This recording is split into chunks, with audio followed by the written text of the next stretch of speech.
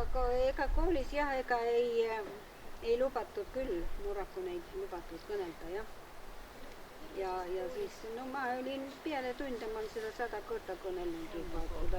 Rannakoolis käisid? Rannakoolis, jah. No pandi tahvli peale siis kirjutama, et nad koju.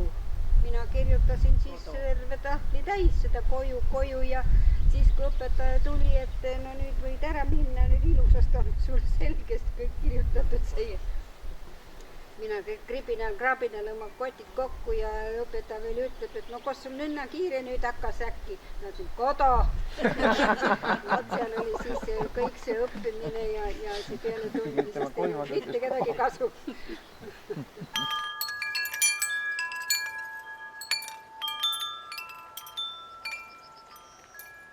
Nutitelefonid on kole nutikad.